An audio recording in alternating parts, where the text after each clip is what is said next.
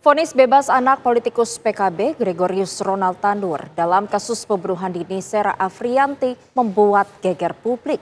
Rasa keadilan dicederai setelah Majelis Hakim Pengadilan Negeri Surabaya memutus bebas Ronald Tanur dengan alasan tidak ada saksi mata yang melihat pembunuhan terjadi. Padahal sejumlah alat bukti lain selain kesaksian sudah disajikan oleh jaksa.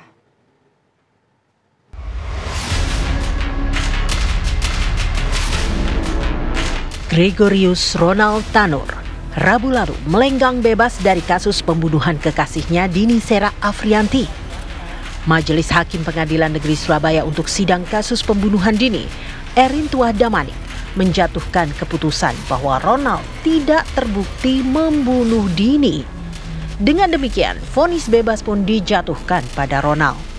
Setelah semua proses hukum yang dijalani hingga membuat jaksa menuntut hukuman penjara 12 tahun, Ronald mendapatkan vonis bebas. Tentu, ketukan palu Hakim Erin Tuah Damanik yang mengetuai sidang terdengar nyaring di penjuru Indonesia hari Rabu itu. Jaksa pun meradang atas keputusan hakim yang mencengangkan. Dari 12 tahun ke vonis bebas. Sungguh diskon yang sangat fantastis. Sampai-sampai Kejaksaan Agung mencium bau tak sedap di balik vonis bebas sang anak politisi PKB, Ronald Tanur. Hakim dalam mengadili atau memutus satu perkara itu didasarkan pada surat dakwaan. Itu hukumnya. Ya, surat dakwaan disusun berdasarkan berkas perkara yang diajukan oleh penyidik.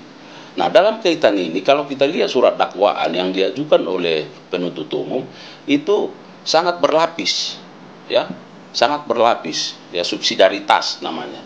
Karena di situ ada pasal 338 yaitu pembunuhan, ya, karena matinya orang, kemudian ada pasal 351 ayat 3 penganiayaan yang mengakibatkan matinya orang, ada pasal 359 karena kelalaiannya mengakibatkan mati orang, atau setidak-tidaknya pasal 351 ayat 1 penganiayaan, ada luka. Nah, dari fakta-fakta tadi yang kita sebutkan bahwa hanya korban dengan pelaku. Lalu visum menyatakan ada luka. Lalu pertanyaan besarnya, siapa pelakunya? Lalu apakah karena tidak ada yang melihat lalu menyatakan bahwa tidak cukup bukti? Nah, ini beberapa kejanggalan sehingga kami menyatakan bahwa hakim, ya, tidak menerapkan hukum sebagaimana mestinya. Senyum Ronald Tanur usai mendapatkan vonis bebas dari Majelis Hakim Pengadilan Negeri Surabaya melukai rasa keadilan, terutama bagi keluarga Dini Sera Afriyanti. Mereka kecewa pada Majelis Hakim yang diketuai Erin Tuah Damanik. Sangat kecewa, sangat kaget gitu ya dengarnya, kan kemarin ya 12 tahun penjara, tapi sekarang tahu-tahu dapat kabar dibebaskan. Itu dapat kabarnya itu dari siapa? Dari Pak Dimas. Dari pengacara langsung. Ya. Selama ini dari tersangka, keluarga tersangka atau pelaku pernah ke sini teh atau Enggak pernah. Sama sekali tidak pernah. Tidak pernah ke sini. Sama sekali juga tidak. Komunikasi juga tidak ada. Komunikasi juga nggak ada. Misalkan kita ya dari WA misalkan dia minta maaf apa gimana, nggak ada sama sekali. Oh, nggak ada sama sekali ya. Terus harapannya apa teh dengan kasus ini teh? Bebasnya tersangka teh? Ya semoga hukumannya dipikirkan lagi. Iya. Ya. Rencananya seperti apa ke depan? Apakah akan diserahkan ke pengacara atau bagaimana? Oh iya, kami udah konfirmasi sama pengacara, hakimnya juga mau dilaporkan sama pengacara kami. Menurut Hakim Erin Tuah Damanik, Hakim Heru Hanindyo, dan Hakim Mangapul, Ronald Tanur layak mendapatkan vonis bebas karena tidak terbukti secara sah dan meyakinkan membunuh atau menganiaya Dini.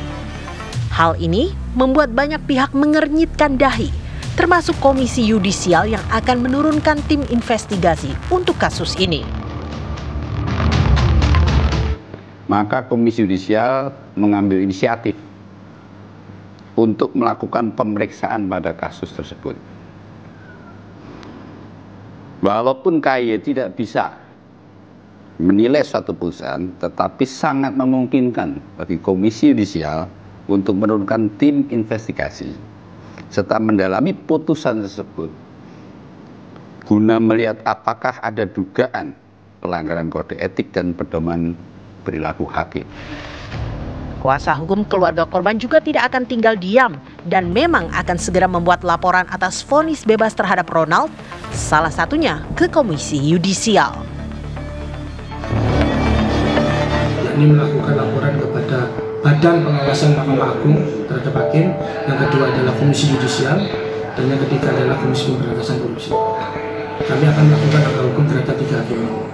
Dan yang berikutnya kami juga meminta agar perkara ini tetap dilanjutkan, dan seperti yang disampaikan oleh Kajari bahwasanya Kejaksaan hari ini tetap akan melakukan upaya hukum kasasi. Meski menarik perhatian seluruh Indonesia, Hakim Erin Tuah sepertinya memiliki pendirian yang sampai saat ini tidak tergoyahkan walau terlihat kesal saat ditanyai jurnalis hari ini. Pak, terkait putusan kemarin tuh gimana tuh? Mas. Oke, siap. Buktinya sudah ada dalam pertimbangan itu semua. Oke. Siap Pak, makasih Pak Damanik. Tim TV One mengabarkan.